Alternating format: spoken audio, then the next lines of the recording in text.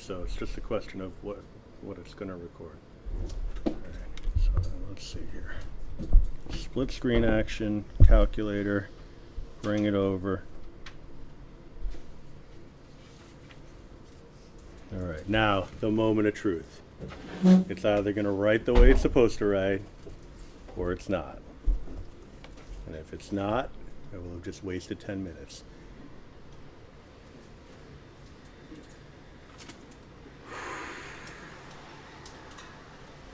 That was unnecessary.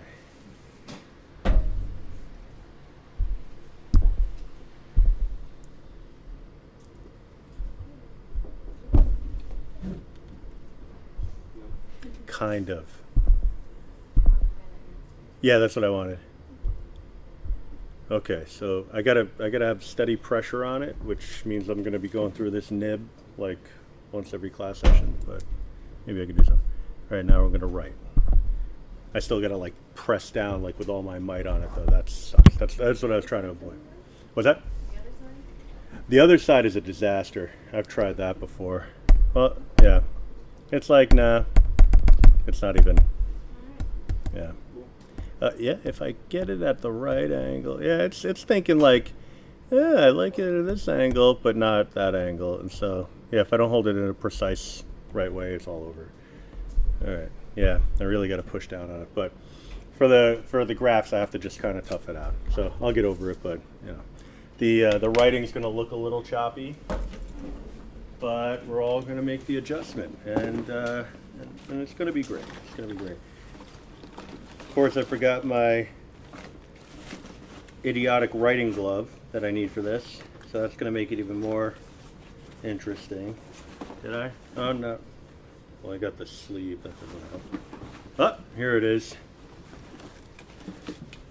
I did not forget the idiotic writing glove. Very good. Yeah, it sucks.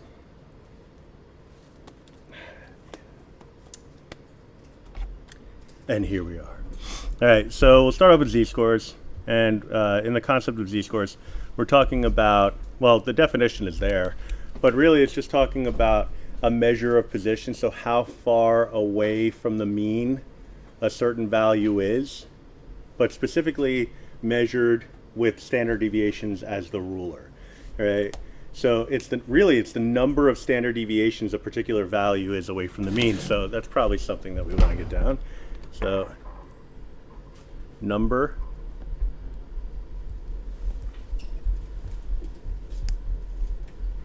of standard deviations a score is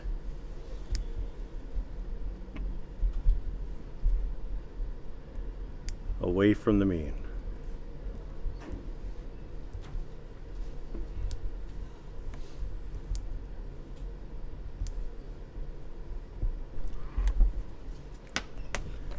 All right, and depending on the context of the situation, you may be looking for a higher number or a lower number,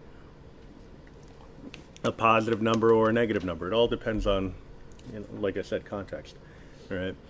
So I have an example here, and I think it does a good job of kind of getting the point across. If not, I'll make up another one. But we have Michael and Jane are in different math classes. Michael scored 75 on his math test. Jane got a 73 on her math test. Now, if the question ended there and it was like, who performed better on their test, you already know the answer. And honestly, the rest of the question is more about a moral victory than anything else, because we've all been in the situation where it's like, oh, actually, you might be in the situation right now. Now that I think about it, I'll get to that in a second. But you might have been in a situation where you have a friend in another class, and you just rocked a solid, well, let's say you're the good student.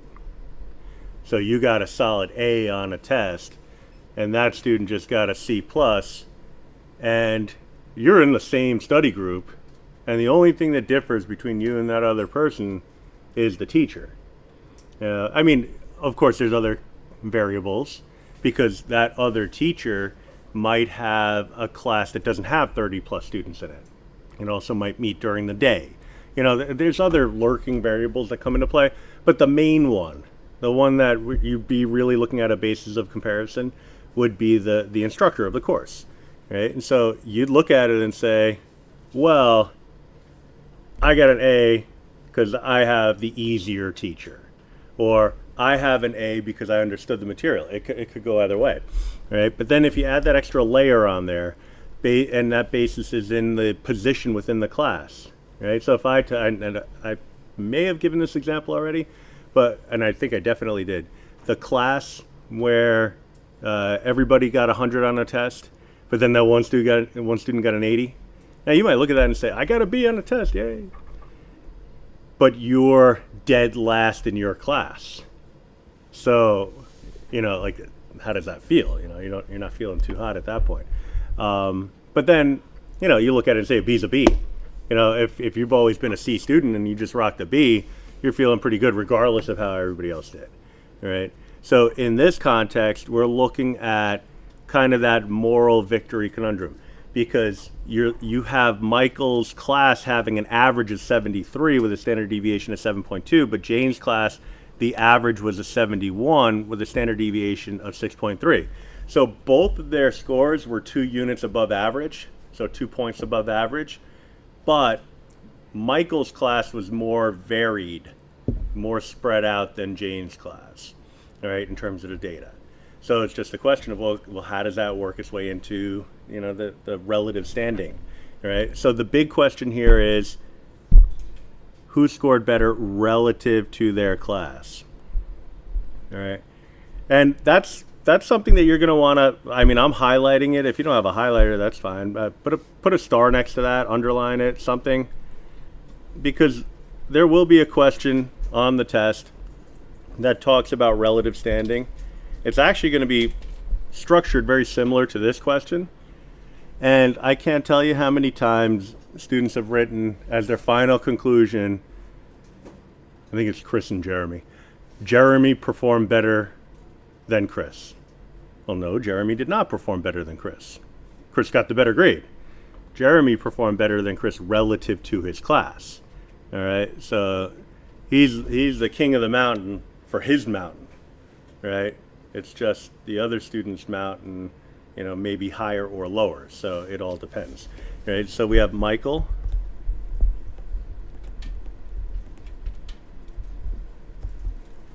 And we have Jane.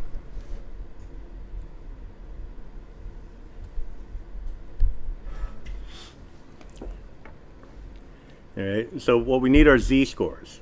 The z-score gives us the deviation from the mean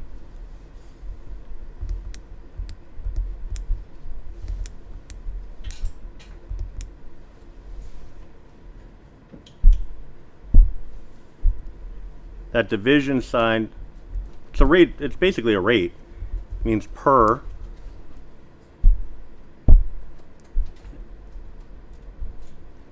See, this is what I was talking about. Let me try it. It's a little small. I could just do it. All right. Unit of standard deviation.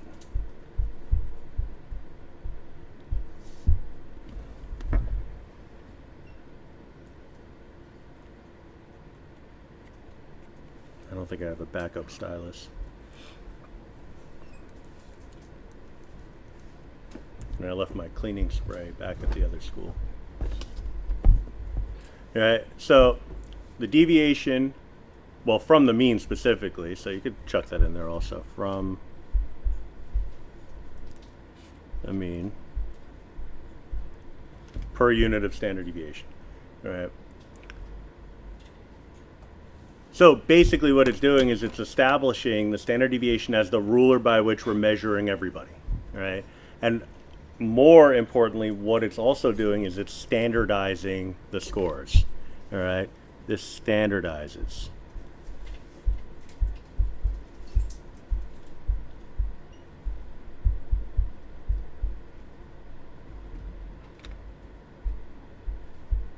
The scores.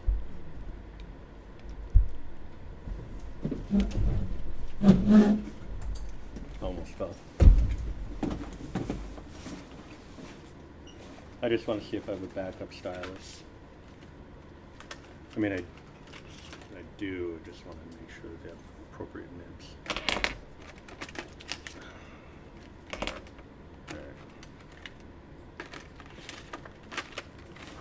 All right, well, maybe one of these three will be the winner.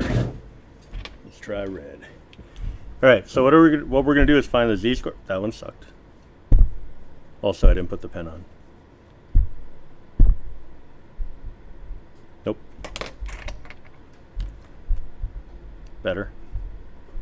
Slightly. Z sub m. Little subscript to denote the difference between Michael and Jane. That's not a z. So z sub m and z sub j.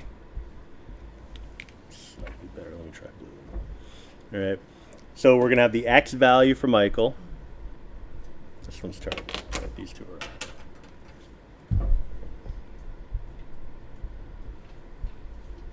Minus the x bar value for Michael over the s value for Michael.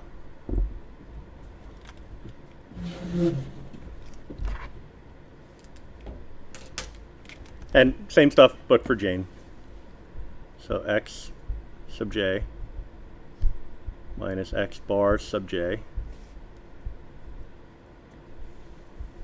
The sub notation is just subscript.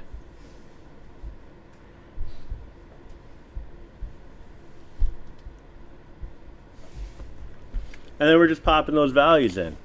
All right, so you just go through the information embedded in the problem and identify the important pieces of information. So Michael scored a 75, so that's his x value.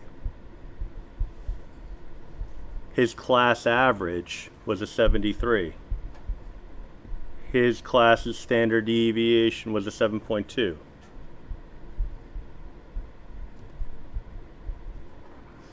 For Jane, 73 was her score. 71 was her class's average.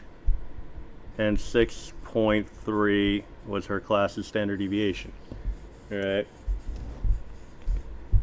That just sounds wonderful. All right, so I'm going to use my calculator to do these computations, but I'm always paranoid for you all. I mean, I don't tend to make these kind of mistakes, but students make them all the time. Either, you know, I mean, 75 minus 73 is something you could do in your head, but if it's something more complicated than that, then you're going to want to use the calculator probably the whole way. So what I would recommend is using alpha y equals the n over d function, and that'll call up a fraction. All right, so use alpha window, and this is only for 84s.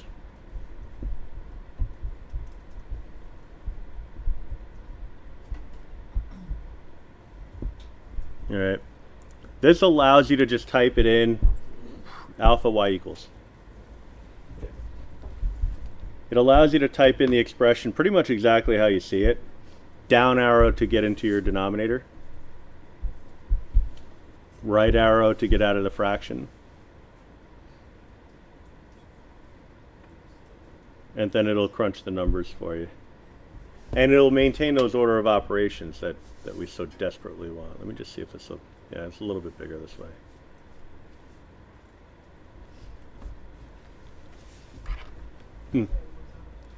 Alpha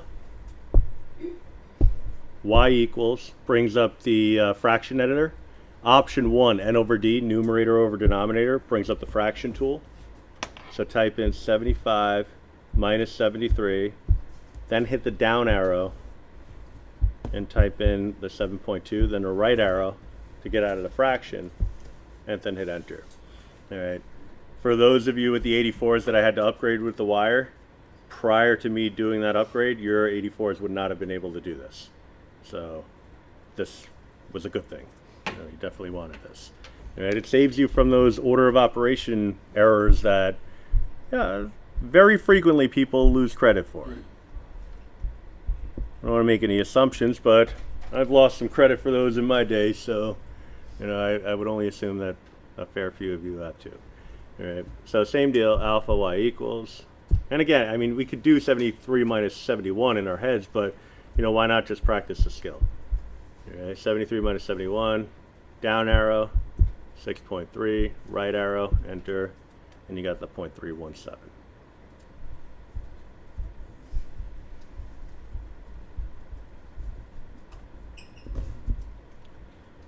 All right, and a lot of this is going to come down to interpretation, because I've found in my increasingly more expansive experience that people tend to understand what they're supposed to do. If they make a mistake on something like this, it's usually in the wrap-up. Right? Like, okay, so which of the two students scored better relative to their class? So Jane's got a higher z-score. All right, so she performed better relative to her class. So Jane performed better relative to her class.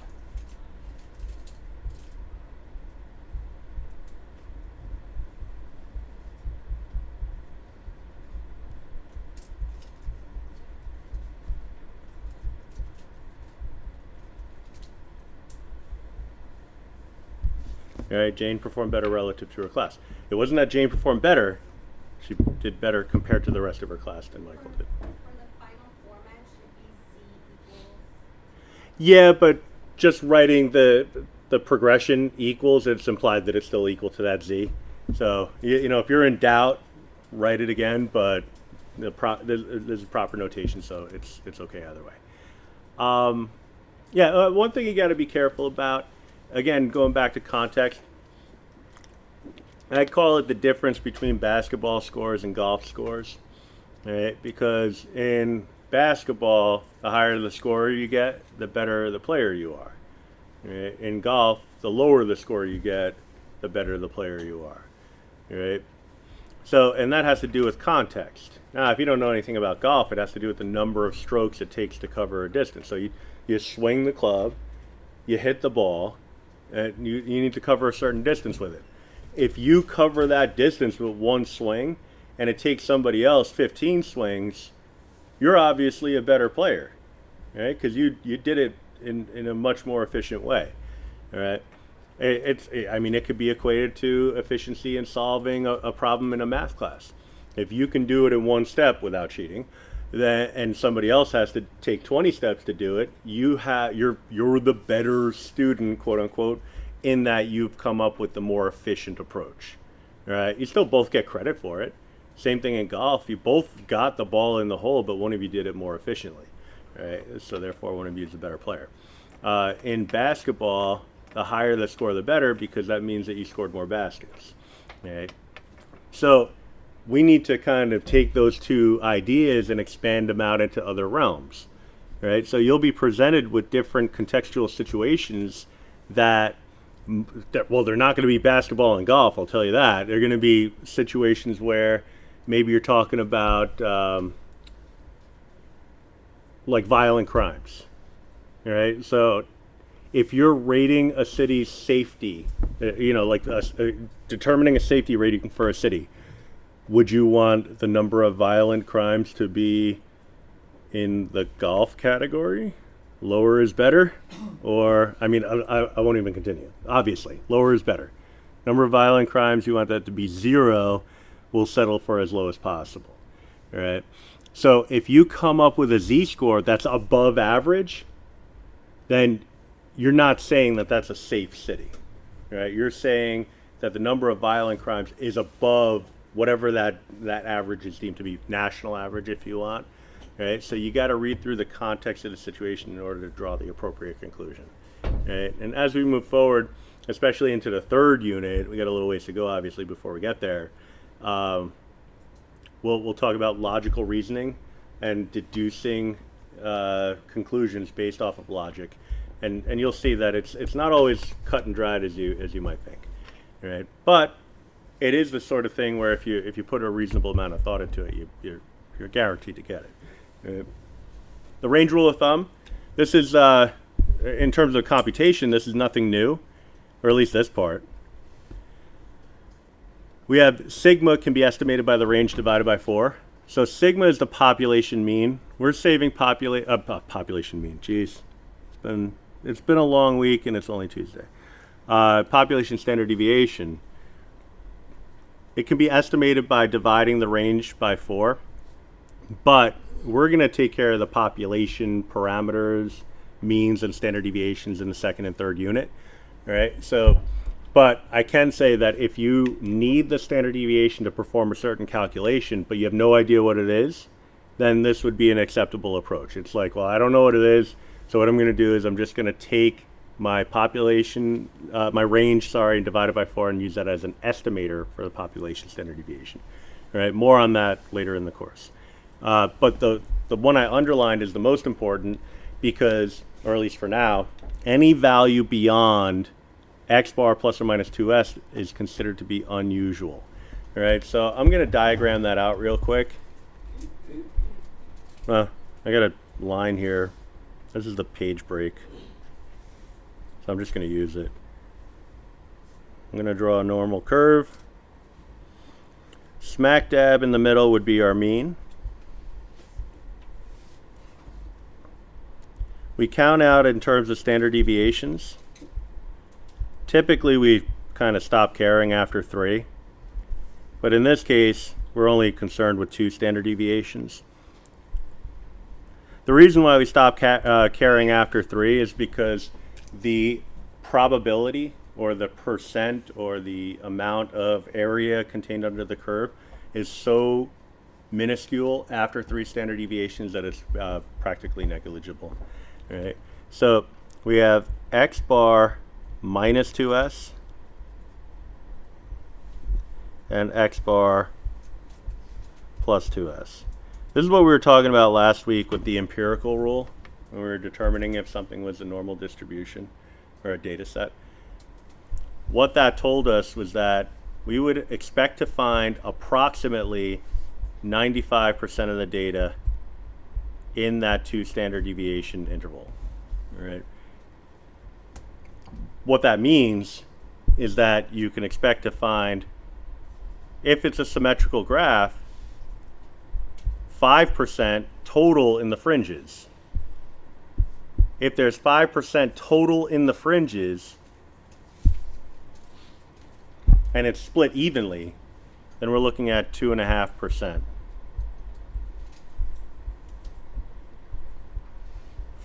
for each of those fringes, roughly. It could be 4% on one if it's slightly skewed. It could be 4% on one fringe and 1% on the other. It could even be like 4.99% and 0.01% for the other one, as long as it adds up to 5%. All right. So we consider basically anything that occurs less than 5% of the time to be unusual. And there's justification for that. But the basis of that justification is mostly to do with just kind of the way the world works and perception. In fact, one of the explanations later on in the course when I talk about inference testing is going to revolve around alpha values, significance levels. And the most popular one is 5%. And it's talking about a percent of error, basically, allowable error, to oversimplify the concept.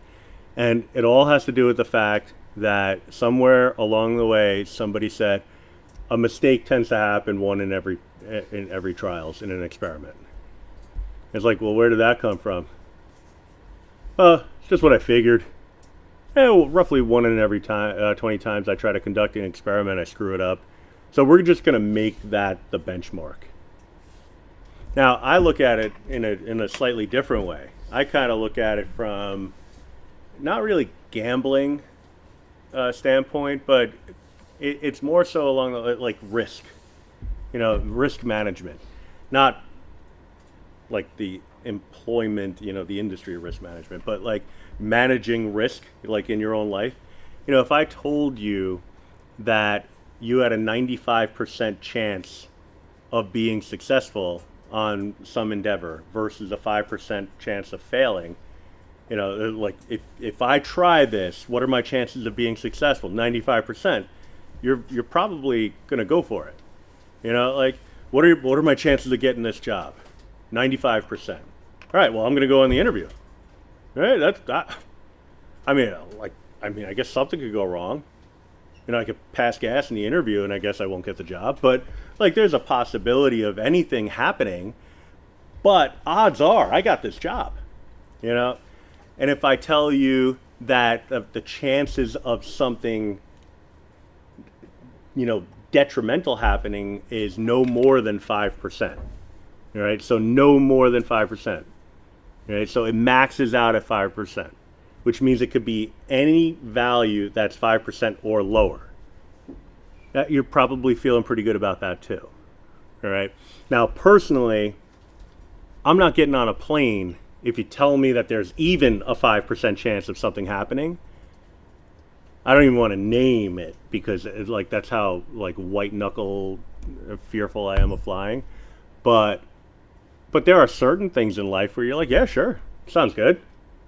So that ends up being a pretty good rule of thumb, because if I tell you that there's only a 90% chance that you're going to get, the job if you go on the interview, now it's like, yeah, I'm still going to go, but I'm not going to get my hopes up, right?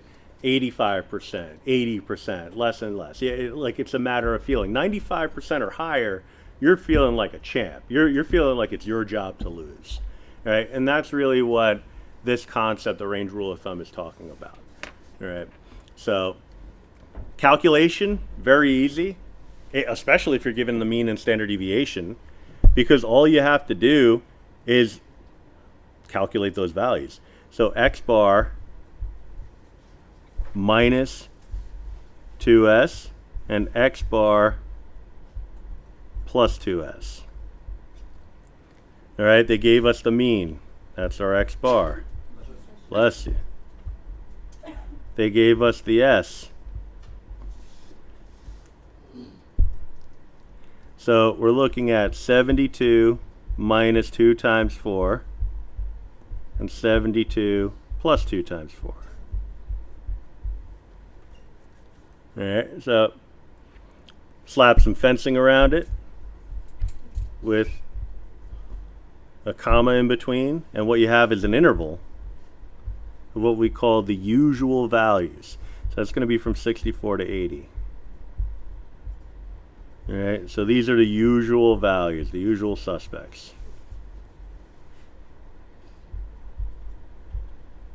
Which is a reference that lands less and less as the years go by. But there's always one or two people who get it. Kaiser Sose. Had me fooled. Did not see it coming. Homework, watch The Usual Suspects. Honestly, I've only seen it once in my life, and I enjoyed it thoroughly. I never felt the need to go back and see it again, because it's the kind of movie that just resonates with you so much that you see it once and it's like you've seen it 100 times. When it hits you, it hits you. I mean, it is something.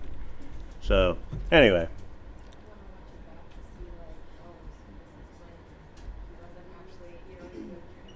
Yeah. You know what? I did that with Memento, and I thought, yeah, Memento's great.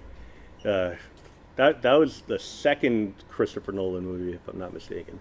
But for that one, I was like, I actually got aggravated on the rewatch, because I was like, you know what? I know I'm supposed to say, oh, yeah, oh, that, I see what you did there. I didn't see it. I just didn't see it. And it was like, it just aggravated me. Like Sixth Sense.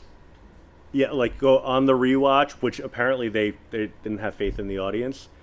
They were like, we're just going to show you the movie in a set of flashbacks at the end, just in case you missed this. Here's everything that we're trying to point out to you. Yes, I did do it with The Usual Suspects, but yeah, oh man, everybody watch it, and then we'll talk again on Thursday. So 59 is unusual. Now you could get more specific and say unusually low or unusually high, depending on the situation. I tend to recommend against that for an assessment, like a test or quiz or something like that. If you're writing a paper or something like that, of course you want to have a more meaningful conclusion. But I've had people, go the opposite route on their conclusion, and they give me a basketball explanation when it should be a golf explanation. So really here it's just say it's unusual. That's you answered the question. Therefore, again, 3 dots in the form of a triangle means therefore, in case you didn't know.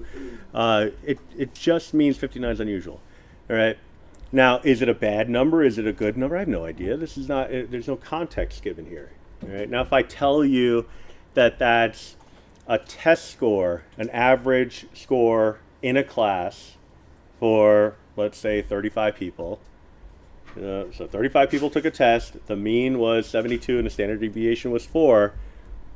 And somebody wants to know whether or not their score was unusual, then this is not a good number. Right? It's telling you that not only did you fail, but your failing grade was unusually low compared to everybody else's. All right? So that, unfortunately, makes it on you. Yeah, and so I'm gonna review this concept after we take the first unit test, just so you have some real data. But you can also look at it based off of information that you have in other classes, because some teachers will give the mean and standard deviation for their classes. I always give it. I like people to know where not only what their score is, but how they perform relative to everyone else. Because I don't have to tell you what everybody else's grades are in order for you to get a sense of that. So you could run these calculations. So if a person had a failing grade, did these calculations, and it turned out that their score was not unusually low, that would actually indicate that a fair amount of the students in the class failed.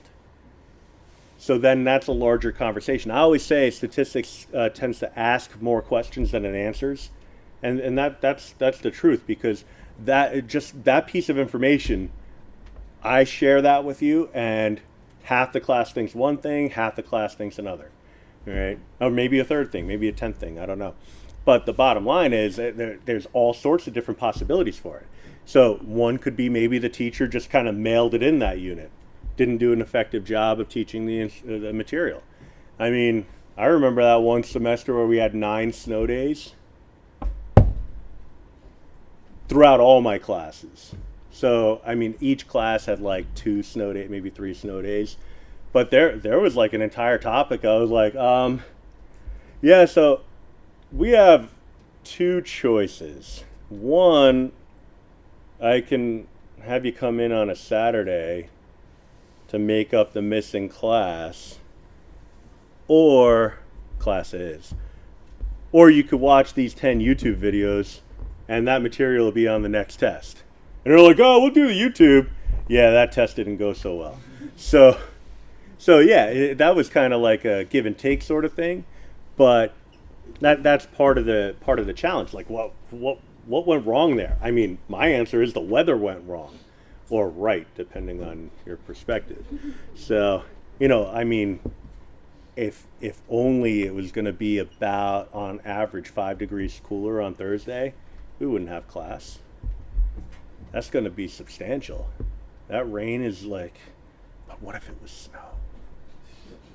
But it's not going to be, so here we are, or flash forward 48 hours from now, here we are, and so that's part of the navigating of statistics that needs to take place. You got to think about all the different variables that go into play, because another person might look at it and say, well, obviously the students didn't prepare very well. And it all depends on where you're sitting on that one, because if you're one of the students that just walked out with 100 on that test, you're like, oh, I don't see what the problem was, everybody, I just got a 100. So there's a lot of different things going on there. So yeah, the information is valuable, but what you do with that information is even more important. All right, but after we take the next test, what I'll do is I'll give you the mean, I'll give you the standard deviation, you'll have your number, and you're rooting for certain outcomes. I mean, if you want a teacher to curve a test, and I actually have never, I'm just making sure I'm not lying. Yeah, on the college level, have never curved a test. 20 years. Never had to. But my tests they're fair. No, they're unfair. They're unfair. I got to say that right. They're unfair in your favor. Right? So you don't want a fair test. Fair test means that you're going to have a balancing of questions. For every really easy question, there's another type of question that balances that out. So I give you a 1 plus 1, and then I give you one that takes up a page and a half, and you have to. Yeah, you don't want fair, you want unfair, but in your favor. So, but when you get that information back, you'll take a look and you'll see where you're at. I think, honestly, you might want an unusual value, but you probably don't want something on the low side. You want something that's unusually high. Right? That means what it means is that you have the same kind of mentality that I have. When I was a student, I didn't want to just get an A. I wanted to get an A and everybody else to fail.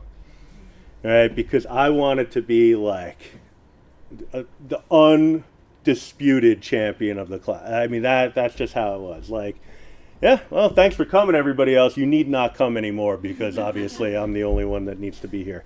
So, but yeah, so you want to be unusually high, but you'll settle for above average, right? But these are things to keep in mind. On a test, when I structure my tests, I'm always shooting for an 80-10. So 80 for a mean and a standard deviation of 10. Because, for example, if we have on a test, we have an X bar of 80 and an S equals 10.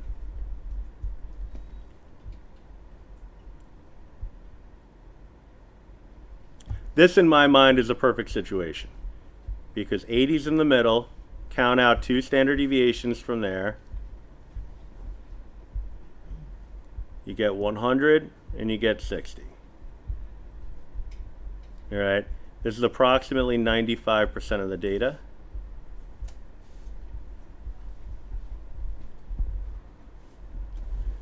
All right. But more importantly, this is a low D, and this is a high A.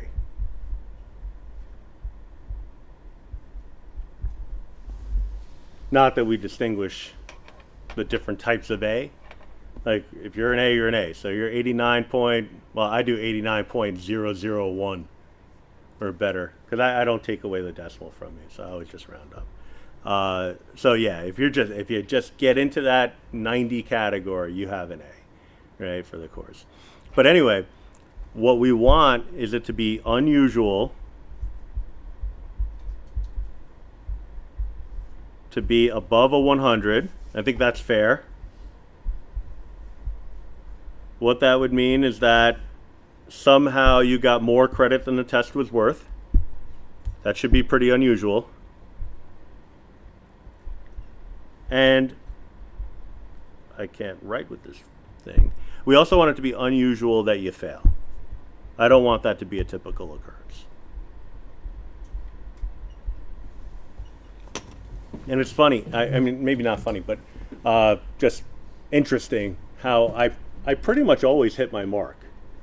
No matter how I structure a test, no matter how hard or easy I think it is going in, no matter how big or small the class is, every time I'm grading them, and I don't think I'm doing anything subconsciously to guarantee it happens.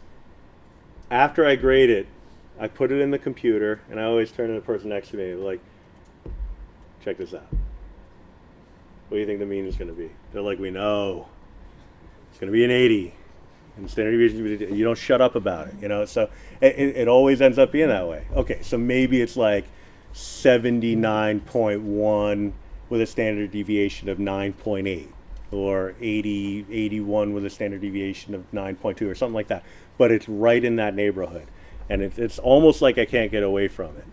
but it's a good set of parameters to have. It's like you think about what you want in a class, that's what you would want, within reason. That's what you would want, and then take that and expand it out into your own lives, because you're not going home to grade papers in most cases.